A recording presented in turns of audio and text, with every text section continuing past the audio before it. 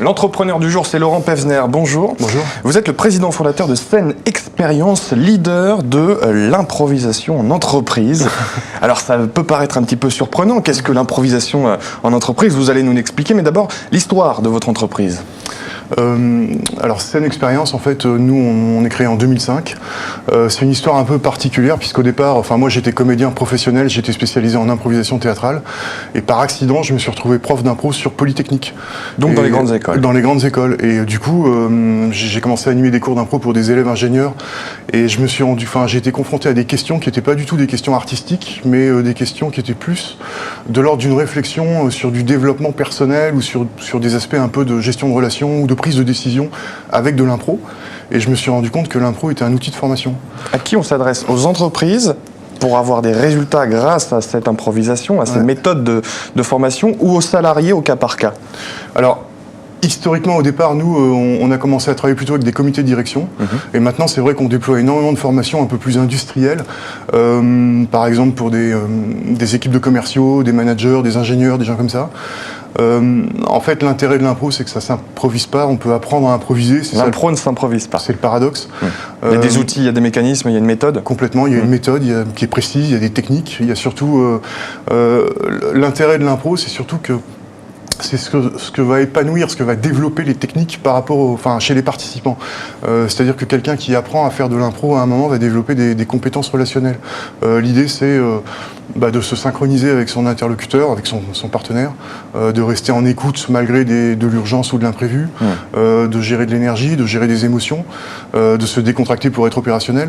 Et donc en fait, ces clés-là, à un moment, deviennent professionnelles. Et donc tout l'objet de cette expérience, c'est d'avoir objectivé en formation professionnelle des techniques d'impro. Il ne faut pas se tromper, c'est pas de la détente, c'est pas de la comédie en entreprise. Il y a un vrai travail de formation au moyen d'outils qui viennent du théâtre, j'imagine. C'est exactement ça. Alors en fait, c'est de la détente au sens où c'est quelque chose qui est assez ludique et assez bienveillant. C'est-à-dire que l'impro, c'est quelque chose qui... on comprend assez rapidement que de la décontraction va venir un côté opérationnel en termes, par exemple, de communication. Donc c'est assez fun. Par contre, c'est pas artistique. C'est-à-dire qu'on est vraiment sur quelque chose... Il n'y a pas de dimension artistique. Il n'y a pas de dimension artistique, on est vraiment sur de la professionnalisation. Je peux vous donner un exemple de formation. Nous, on a créé et on anime une formation qui s'appelle Savoir improviser en négociation raisonnée de Harvard. Donc en fait... le titre est un peu barbare. Le titre est complètement barbare. Et donc sur cette formation, en fait, on est vraiment sur apprentissage des techniques de négociation enrichi par des clés d'improvisation pour travailler le comportement. Avez-vous des exemples concrets de résultats sur les entreprises dans lesquelles vous avez travaillé? Bien sûr. En fait, un exemple, par exemple, on travaille énormément sur du retail. Alors j'ai des clients, je ne vais pas vous donner des noms, mais on travaille avec des clients qui ont des déploiements en retail et qui, à un moment, veulent absolument que leurs commerciaux se synchronisent plus vite avec une clientèle, alors que leur boîte évolue énormément en interne, que les process évoluent, que les business évoluent.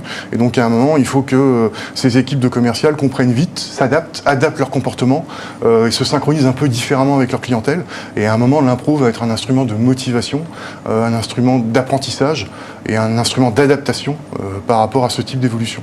Et ça, c'est quelque chose qui est super efficace, en fait. Quel regard portent les patrons sur vos outils? Sont-ils un peu frileux, parfois? Alors, c'est vrai que l'impro, ça peut faire... On sort un peu des clous, faut le dire. On sort complètement des clous. L'impro, ça peut faire peur parce qu'on se dit, mais improviser, qu'est-ce que c'est qu'improviser?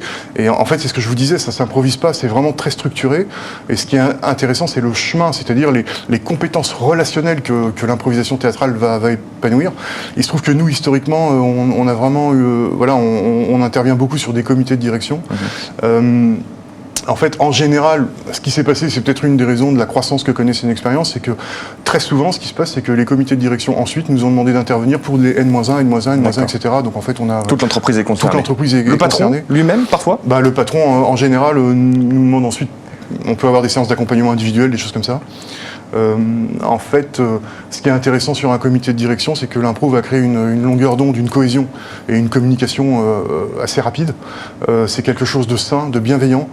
Donc ça peut faire, ça peut faire tomber des fois des freins, des obstacles, des choses comme ça qui peuvent exister dans des équipes de direction. Donc donc c'est quelque chose d'intéressant à ce niveau-là. Alors c'est une expérience, 10 ans après la création, quelles sont les perspectives d'avenir?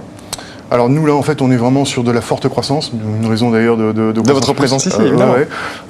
En fait ce qu'on voit par rapport à l'évolution de la formation, c'est qu'on est vraiment sur un marché de niche, parce que, avec de l'impro déjà, et parce qu'il y a quand même de plus en plus de formations en distanciel, c'est-à-dire que les boîtes investissent sur du e-learning, des solutions comme ça, et il se trouve que tant mieux pour nous, parce que tant qu'à faire, le présentiel qui reste, il y a une demande d'exigence et d'originalité et de qualité, et il se trouve qu'on répond exactement à ça. Donc en fait, de manière assez surprenante, le distanciel a fait en sorte qu'on a pu nous conquérir des parts de marché, et en fait on a justement on a beaucoup d'évolution avec ça. On peut imaginer une collaboration avec une entreprise en particulier?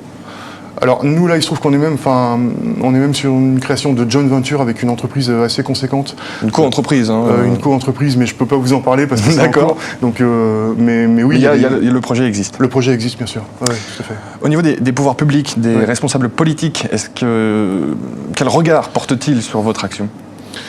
Alors en fait, moi j'ai tendance, c'est sûr que je pense que certaines de nos techniques seraient efficaces à différents types de gouvernements. On n'en citera pas ici. Je vais pas en citer.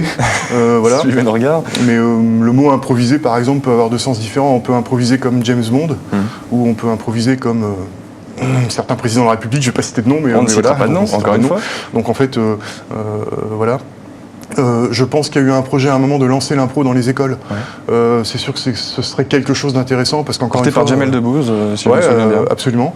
Ça, c'est une belle idée. En fait, si vous voulez, un des apports principaux de l'impro théâtrale, c'est que finalement, à un moment, la différence se fait par la relation. Vous pouvez avoir une expertise, vous pouvez être un technicien, vous pouvez être un ingénieur, vous pouvez travailler en transverse, vous pouvez faire ce que vous voulez. À un moment, ce qui va compter, c'est la capacité vraiment à gérer la relation, à vous adapter. C'est l'humain, au centre de votre action. Et l'impro est un outil sensationnel à ce niveau-là. Alors, est-ce que vous faites des impros dans ce réseau auquel vous appartenez, Croissance Plus? Est-ce que vous formez vos pairs à Croissance Plus?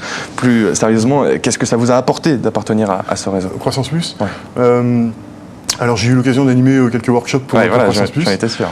C'est vrai qu'appartenir à un réseau comme Croissance Plus, c'est juste fondamental. Pour plein de raisons.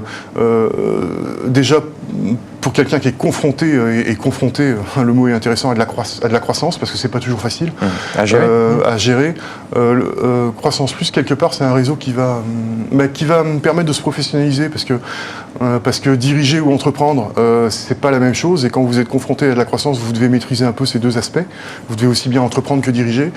Et il y a une espèce d'exemplarité chez Croissance Plus, c'est-à-dire que le fait de discuter, de voir d'autres chefs d'entreprise procéder, du coup on apprend et on retire énormément. Donc ça c'est quelque chose qui est... On puise l'expérience chez les autres. On puise de l'expérience, donc ça c'est quelque chose qui est passionnant. Après, c'est sûr qu'un chef d'entreprise, à un moment, c'est quelqu'un qui se sent un peu seul. Dans les médias, on voit beaucoup de gens qui donnent des conseils et qui nous parlent de l'entreprise, mais je pense que la seule manière aussi de comprendre ce que c'est qu'une entreprise, c'est d'en créer une. Oui. Et donc ça, c'est quelque chose qui est un peu étonnant. Et le fait d'être dans un réseau comme Croissance Plus, c'est génial, parce que... On franchit ces écueils. On franchit ces écueils, on est avec d'autres gens qui ont traversé des expériences, et là, pour le coup, il y a un échange qui est un peu unique. Après, moi, ce que j'aime chez Croissance Plus, c'est qu'il y a des valeurs qui sont intéressantes, et notamment des valeurs de redistribution. Et ça, c'est quelque chose auquel, moi, à titre personnel, je suis sensible. Et c'est vrai que dans l'ensemble, les adhérents sont des gens qui sont confrontés à de la croissance, mais qui redistribuent et qui ont une conscience aussi que on n'est pas tout seul dans une entreprise et que c'est quelque chose de collectif. Et ça, c'est quelque chose qui est assez partagé. Donc moi, c'est quelque chose que j'aime bien chez Croissance Plus, en fait. Laurent Pevner, président fondateur de Scène Expérience, le leader de l'improvisation en entreprise, qui est venu évidemment son fiche sur le plateau de l'opinion.fr ce matin. Merci à vous d'être venu. Merci beaucoup. Et à très bientôt. Merci.